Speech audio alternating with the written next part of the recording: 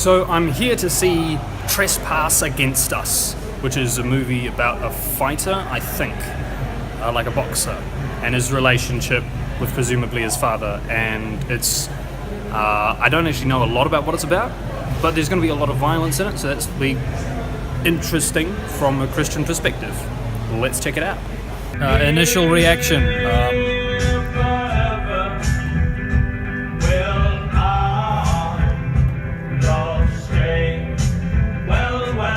Trespass Against Us is a film about criminals. At no point in the film, I believe, were the filmmakers trying to say that thieving is good. The main character is trying to get himself out from the get-go. Mostly, he says, for his children to go to school. But he's constantly subservient to his father. His father believes himself to be a Christian, but is constantly contorting the Bible in ways that I believe most non-Christians would even believe is not what Yahweh was trying to say. There's a line between honoring your father and mother and sinning because you're doing what your father tells you to. Check out these two verses about what Jesus had to say about leaving your father and mother. You got them? Cool. Now, leaving your family behind for Jesus' sake doesn't have to mean being a missionary. It could mean that you have to leave them behind you because they're not healthy for you as a Christian. This is our protagonist's main issue, although I don't think it was for Christian reasons. He wants his son to have a good life, a better life than he himself had, to become a better person than he himself is. It's a redemption story. But just because a film's overall morals are good doesn't mean it's a good movie in the Christian sense. Now, this is something I don't often talk about because it can be too surface level.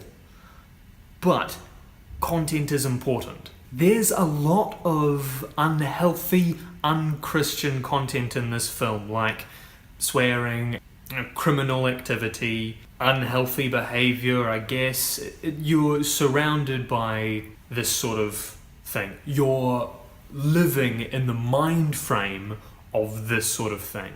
And this can be a bad influence in large doses. See, as I was walking back through the mall, I had to buy a new tripod, right? But as I was standing at this dodgy looking stall, I felt like I had to be doing something dodgy myself. I was probably just still empathizing with the main character that I'd spent 2 hours with. But still, it's not a nice feeling to be thinking those thoughts, right? Now, I am very easily influenced and it doesn't last long. But if you see this film without a Christian perspective, you may be influenced by the sin portrayed on screen.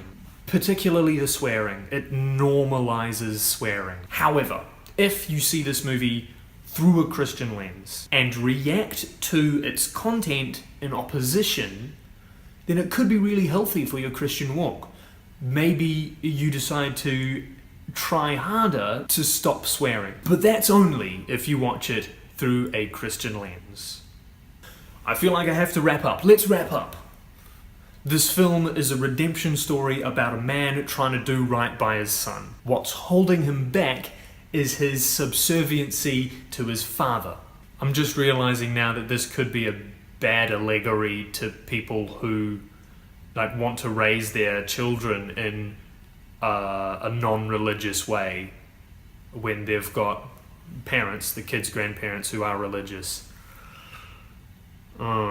Like I said, it's so obvious that the grandfather is contorting the Bible. Now, the content in this film is something you've got to watch out for, particularly its swearing. Make sure to think through everything you see after you see it. Thanks for watching, I hope you enjoyed that. If you did, then like this video, share this video with anyone you think will be interested in this, and subscribe if you want to see more movies analysed through a Christian lens.